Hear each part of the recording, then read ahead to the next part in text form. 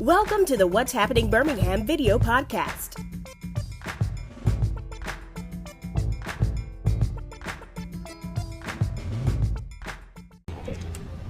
Hello everyone, this is Jarvis S. Scott with What's Happening Birmingham. I am back again. Today I'm at Simone's Kitchen and Cocktails here in Center Point. Shouts out to Simone Bender, Mr. and Roderick. They just got married.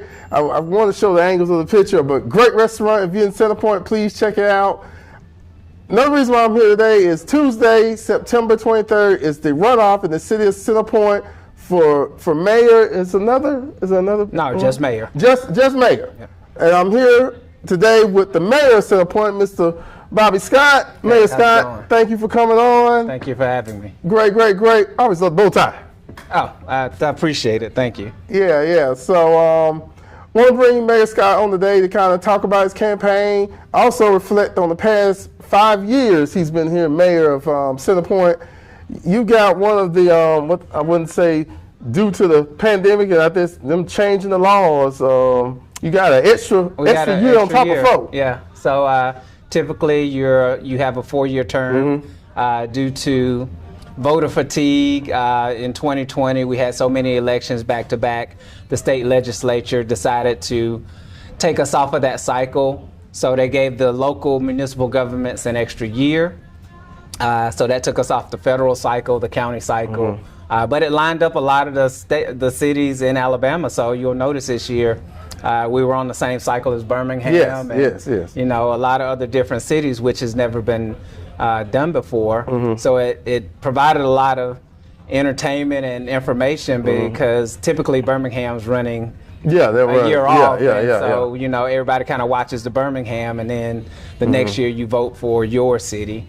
But this year it was all the same and it was quite entertaining. So take me back real quick. You took office. You was also on the city council before. I was on the city council, yep. So tell me about the past, because, there's been a lot of changes in the city at some point. I always like to say, between Highway 79 and Center Point Parkway, or Roebuck Parkway, those are 2 of the busiest streets I feel in Birmingham. People always want to talk about 3rd Avenue. Right. But something about the Parkway, I tell you, Highway 79, there are a lot of cars are coming, to, from work and places like that every day. Right, yeah. No, I was on the council from 2016 to 2020, ran for mayor, but Highway 75 is a state highway. Yeah. And it gets a lot of traffic because you have Blount County coming into Birmingham, and then they have to return home in the evenings. We got Pinson, Warrior, all of those places kind of make their way through Center Point on Highway 75. So it's great for traffic, and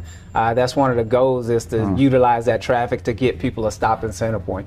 So when you first got in office, what were some challenges you encountered? First challenges, we came in, it was a kind of an odd year because COVID was right at the verge, so it kind of put a kink in the overall programming for a little bit, and one of the biggest things was trash. Our contract for waste management was up, so we did this thing where we were looking for other companies to service Center Point. But due to COVID and it being hard to hire people, a lot of companies weren't picking up extra cities. So we ended up re-signing with Waste Management, and then they took away our debris program. So they would pick up the debris portion as a part of your bill. They decided they didn't make money doing that, so they removed it from our contract, and the city had to pivot and begin picking up its own debris, which was a little bit tough. You had to buy trucks, and you had to have a contract with the dump site, and you had to get people on a schedule and let them know that, hey, don't just put your trash on the curb, call us to schedule it so we can, we don't have the manpower to just constantly drive around and pick up trash. So that was one of the, by far the toughest things. I learned that trash does not stop. Oh, yeah, it probably didn't, especially I would say in Alabama. Right, yeah, it's a constant process. When it rains, it's just like that snowball effect. It is. You miss one day, and next thing you're behind, a whole day, and that just kind of snowballs into itself. And then just the perception of people and dump sites and litter sites. You know, it benefits us all to keep our communities clean. helps the cities, keeps your, be able to use your tax dollars in a more efficient manner as opposed to constantly cleaning up after people. But that was kind of the biggest challenge we've had. Since then, we've kind of got a hold on that. It's still a challenge to get people to understand we don't like litter. We want our neighborhoods clean. So that's always going to be a constant process, but I think it's gotten better.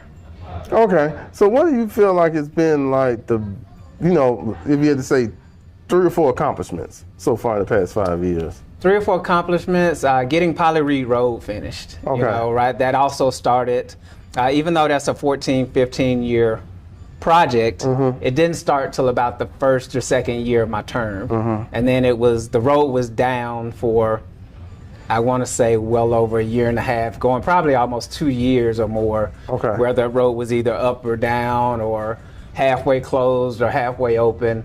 And so getting that wrapped up and finished and having a smooth Polly Reed Road with sidewalks and, leading into the park and getting grass planted, that was a huge accomplishment. That started, a couple of terms before my term. So having that wrapped up was awesome. One of the other things is continuing to create plans and things for the kids. I'm one of those people that I feel like the people come first, and a big portion of that is our kids. So constantly supporting the schools and making sure that our kids know that we're here for them, and in the future they have to come in and kind of take over. So planting that seed early to let them know that we want to take care of Centerpoint.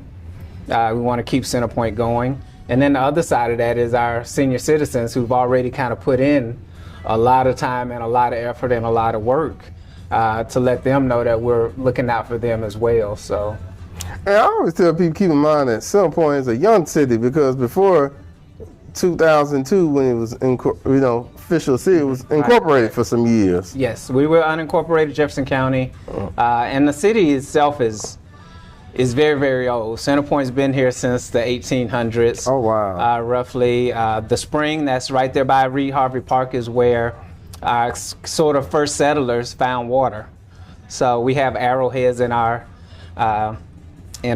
City Hall that, where they pull from the river and everything. So Centerpoint's a very old community, but governmental wise, we're only 23 years old. So this is actually going on 24 years old. So, we've only had 2 mayors. We've only had probably about 4 or 5 elections, total. So yeah, we're a fairly young city when it comes to cities in Alabama. Well, I want to talk about the economical successes. I mean, we're actually in the economic success, right? Because a lot of times, when there's certain, like I say, go back to 79 and go back to the Parkway, you encounter a lot of fast food restaurants. Yep. But you get sit-down restaurants where people want to just sit down and eat. That was actually one of the things that people asked for when I ran for mayor. A lot of the requests were more sit-down restaurants. And, it's kind of hard to do as a new mayor to make those connections and everything. But one of the things that really, really kind of took grab was the food trucks. And during COVID, food trucks kind of exploded because it was an easy way for people to get food and not have to violate any COVID restraints. And Simone's was one of those trucks that, she kind of set up the food truck park.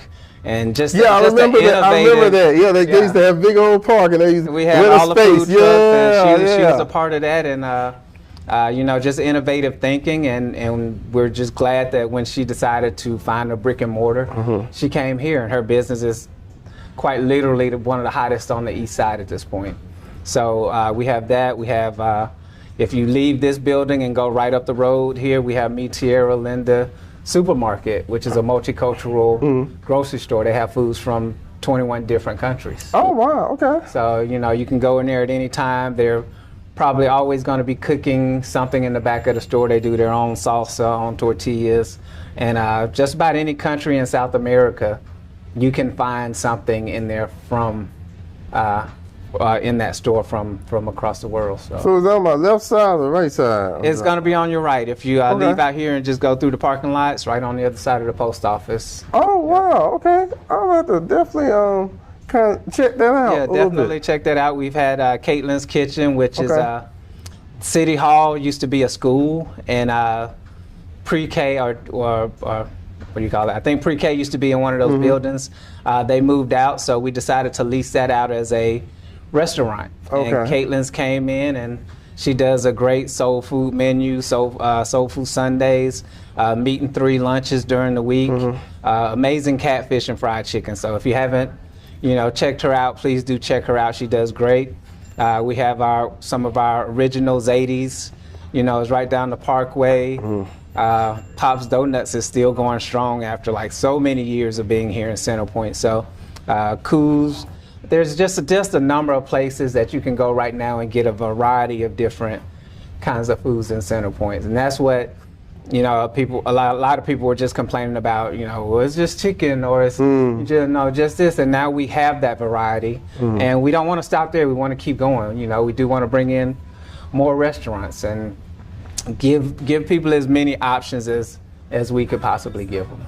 Okay, one of the things I picked up on, I guess I had the opportunity to do a forum that you all have done, and then also talking about, I guess one of the pressing issues in the city of Centerpoint is public safety. Yes. And a lot of them have talked about possibly you all having your own, police department. Right. And I'm glad I got you on here to kind of give, because who knows the city's finances better than the mayor. Right. So, first of all, I want to give you the opportunity to kind of say, your view to the viewers and the citizens. What's the update on that? And is it physically possible to have that? I got you. So I like to start out by giving the history of how things came about. So a lot of people will see that we have police vehicles in the city, and those are APOS certified police officers. We have 2 that work our traffic camera program, and that was a program that started way back, I want to say in 2005, maybe a little bit before that. That's a program that's been there for a while. It got taken down due to some court things, and then the courts cleared it, so they went back up. So we have to have police officers to monitor that program. One of the hot topics is, can Centerpoint build and afford its own police department? In the past, it could not be done effectively without the city losing a lot of money. Police departments do not bring in a lot of revenue. If anything, they bleed more revenue than most of your other city municipal departments. So our goal was to kind of start small and expand out, do some grants, and kind of get things started from a smaller scale and then grow it. But we want to make sure that we are creating a department that's sustainable for future use, and that when we grow it out, that we can continue to service our residents. A lot of police departments are kind of your cookie cutter, law enforcement agencies. I think we can build ours in Centerpoint the way we want it, and that, whether that be a hybrid model with Jefferson County, policing the Parkway, and then we have officers that patrol the neighborhoods. There's a number of different ways we can do that, but at the same time, not harm the city's budgets or finances, and not have to put ourselves in a situation where we're taking from our savings just to get by. Because before I became mayor in 2020, prior to 2020, every year the city had to take money out of savings just to make the general budget, get through the end of the year. We no longer do that. Since I've been mayor, our general fund totals have doubled. We've gone from $700,000 to $1.3 million as a running total in our bank account for our general fund. Our savings has also doubled. So we're creating that revenue, we're building that stability, and so when we step out on this ledge of creating that police department, we're able to get the trucks, to get the equipment, to afford the insurance, all of those things that come about with that position or that department. We can afford it and then we can make sure that they're there to service the residents. So you know a lot of this. I'm not trying to get you to go back and check the books. A lot of that off of sales tax revenue. It's an increase in sales that's tax impressive. revenue. So Centerpoint did not have property taxes up until about 2017, 2018. Okay. We didn't have property taxes, so we instituted a $5 million property tax. Okay. And then we had our sales tax was like 2% lower than most of the people around us, so we upped the sales tax just a little bit to 10%. So that brought in some additional revenue, but really a lot of it was when COVID hit, a lot of cities across the country got ARPA funding, and that was federal dollars to help with COVID expenses and different things like that. So that took a huge pressure off of the city to be able to afford a lot of things. So we had federal dollars that we could, buy the public safety cards. That we can buy for the garbage trucks, the claw trucks to pick up the garbage. So that helped us from having to go into our money and spend, our money on things. Oh yeah, I definitely agree with that. we allowed those accounts to build and allowed ourselves to kind of look at things from a bigger picture, from a longer standpoint of how we bring in money and revenue from sales tax and to grow that sales tax base. We've actually been doing pretty good sales tax wise, and it helps when you have businesses, when you shop in Centerpoint, when you go to Walmart, when you go to the different stores in Centerpoint. That only helps us even more. So that's very impressive because, like you said, that ARPA money, and I guess the way the ARPA money was set up, if you didn't spend it, you had to send it back to them. We're almost at the deadline. So the city's out of that $4.2 million that Centerpoint got, and a lot of it was based on your population. The different cities got different amounts.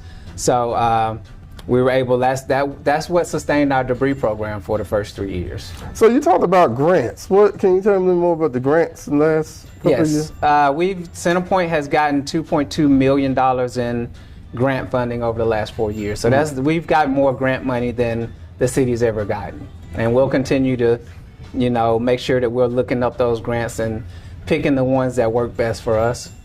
We got sidewalks coming in from the back of the middle school and the intermediate school and the middle school. We're gonna make those sidewalks ADA compliant, and then we're gonna pick up there and take sidewalks all the way into the recreation center. And that'll keep the kids out of the streets. And, after school, they kind of walk in the middle of the road to get to where they're going. That's also a part of public safety, is making sure our kids are able to get from point A to point B safely. Yeah, because there's a lot of roads, especially when you go off the Parkway again, Centerpoint. It's like dips. They go up, go down. Very hilly location. Curvy, and that's kind of because, Centerpoint was built in an unincorporated area, so people had more freedom to just kind of build. Build around, with less of a plan, but more of what you wanted to do. And as we become a city, we've had to put ordinances and, different things like that in place. But Centerpoint's a great place. It's not really built like any other place. We have great houses. That's the reason I moved out here, was because of the amount of house you could buy for the amount of money. So, and I don't plan on moving or leaving Centerpoint, so we just want to make it better. So other than what we just talked about, public safety, what other challenges do you forecast the next mayor, if you're elected again, you may have to encounter by 2029, I guess? I think right now it's all about building up. So we spent a lot of time preparing and setting the groundwork. I think anytime you do something, you want to make sure your base is solid. And so we've shown that we can bring in the revenue, we can get the businesses here. It does take recruiting, it does take some hard work, and it does take a little bit of planning to get those in here. But we've shown that we could do that in a lot of aspects, and as long as people continue to support the city, I think the outside businesses will see that. So I think we'll be good going forward in that aspect, but I would love to see Centerpoint as a city where you don't have to go to Trussville to get clothes, or you don't have to go to, these other cities to get things. It's not bad to shop in other cities or support our sister or neighboring cities, but at the same time, I know I'm kind of a do-it-yourself type of person. So when I need to fix a sink or something, I have to go to Lowe's. And I may have to go to Lowe's 2 or 3 times because I'm not a handyman. I'm just the guy that's at the house trying to fix the sink. So that would be great if, we could go and had our own hardware store here in Centerpoint. Or when school starts and you have to buy your kids clothes, you could just go to a store in Centerpoint. So that's our goal next, is to continue to build that community where you can stay in Centerpoint and get stuff if you want, or if you need to leave Centerpoint to go, more things for the residents. Again, I feel like my residents are always going to come first, and their quality of life matters across the board. So some are doing very, very well, don't need much, but some are not doing so well, and we live in a financial time right now where some people are going to struggle. Okay. And in the future, it's going to get Yeah. a little bit worse. You Yeah. know? So we want to make sure that we are trying to also kind of plan ahead for them, just to make sure that the city can offer help when it can. So Tuesday, September 23rd, I guess this is the part, the ending part. You talk to the voters. Sure. Real quick. Good afternoon, Centerpoint.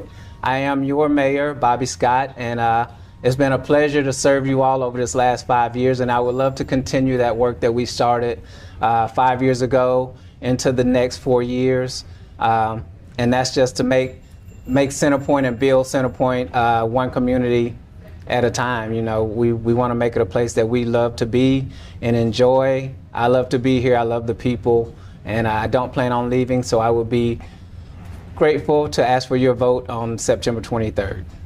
All right. Well, thank you, Mayor Scott, for sir. coming on today. Give me a little more insight and some restaurants I didn't know about. Yep. Here in some point, I have to definitely check out. Well, the next interview, we'll ride around and we'll do. Okay, yeah, we'll do that. Yeah, We'll ride around and take a look at everything. Be like a food tour. Yeah, exactly. Be like a food tour. I'll make sure that I do not eat anything before I come. That'll work. Yes. But I feel like if I eat here at Simone, I think I'm gonna go home and go to sleep. It's Tuesday nachos, so definitely grab you some nachos. Oh wow, nachos. They're huge, so. Yes. Well, thank you all for watching. Please check out what'shappeningbirmingham.com for more interviews. Don't forget to subscribe to my YouTube channel. Check me out on TikTok, What's Happening BHAM. Audio version of this on Apple Podcasts. Thank you all again.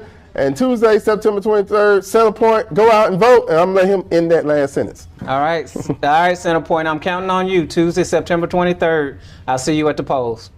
Bye-bye. Thank you for watching the What's Happening Birmingham video podcast. Please check out our website, app, or subscribe to our YouTube channel for the latest videos today.